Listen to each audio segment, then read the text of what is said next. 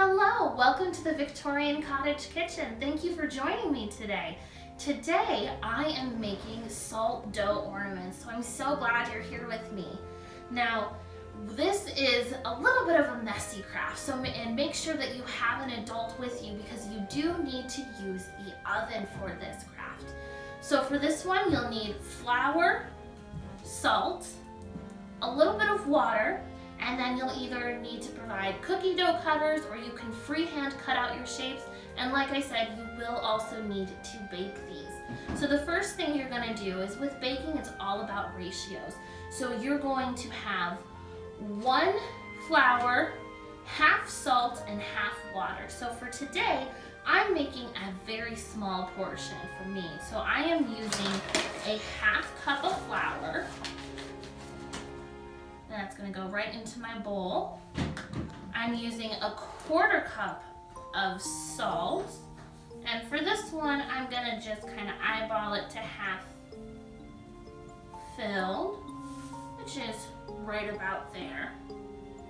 And then I'm going to go ahead, I'm just gonna use my hands and we're gonna mix them together so that way the dough, or the flour, excuse me, and the salt are combined.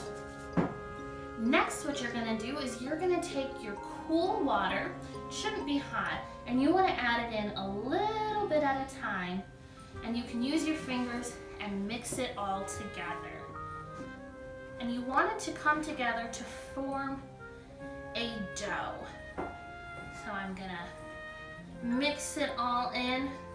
Now, as I said, this is a messy craft, and a little bit goes by feeling. So if your dough, even after you add all of your water, is still really crumbly, you want to keep adding water until it all sticks together. If you add in all of your water and you find that it's still just a little too liquidy, that it's really kind of sticky still and not staying together, you can go ahead and add a little bit more flour. Oh, I still need to add a little bit of water, but that's the reason you want to add it a little bit at a time, so that way you can really incorporate it into the flour and the salt, and that way you are able to then not have to go back and add flour. Still need just a little bit more water. And this is good advice for any kind of baking you do. All right. There we go. And so I'm going to take it in my hands, and you can see how it's still a little bit sticky. So I'm going to really make sure that I work it in. But when I press it, it's not really sticking to my hands anymore. So what I'm going to do is I'm going to set my bowl to the side and I'm going to start kneading. Now, kneading is something that you need to do for bread. So this would be a way that a Victorian lady, or Victorian cook rather, or servant would really get their work out. So you can see as I am kneading the dough, which is just kind of dragging your palm heel across it, folding it over itself, really working it, it's becoming smoother, and it's not quite as sticky as it was when I first picked it up. See, it's pretty much coming away clean from my hand. The only thing that I have really on my hand still is the things that I hadn't originally worked into the dough, and it's even now picking up. Now, you're gonna be a real Victorian and you're gonna wanna knead this for about 10 minutes. And then, once you're done kneading it for 10 minutes, you're gonna set it off to the side and you're gonna let it rest. Now, I have some over here that has been resting for 20 minutes. So I took a piece off, you can see it's still smooth, and you're gonna wanna go ahead and you are going to want to flatten it and bring it into a disc and make it really smooth. You're looking for it to be about 1/8 of an inch thick, so kind of like where that edge is right there. And you really just kind of want to press it out. If you have a rolling pin, you can use this, or you can use something flat at the bottom. And I just accidentally got a little bit more water. That is okay. But you want to press it out so that it's nice and thin, because when we bake it, we need for it to dry all the way through, because we're going to bake it for a long, slow period of time.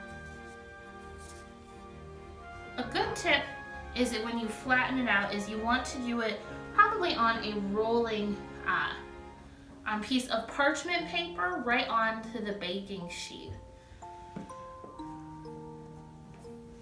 So now I have it nice and thin and pressed out. And as any baker will tell you, a good hint to making sure nothing sticks is adding a little bit of flour to the bottom. Now I have a gingerbread dough, or a gingerbread man cookie cutter. You can use any shape you would like. So what you're gonna do is you're going to just put it in the center, press down, and then I peel up the excess dough from the outside, just like so. Now, if you want to make this into an ornament, it's very important that you add the hole for the yarn now. So what you want to do is you can put it on the hand, the foot. I like to put mine right kind of in the center. And you want to make sure that it's not too close to the edge, so when it dries, it won't crack right here, become brittle. Now you can use the salt dough to add other details. You can add buttons at this point. You can add decorations along the hands and feet, whatever you would like. Now, if you would like your salt dough to be pre-colored, you can also add cinnamon or any other spices to give it a different color.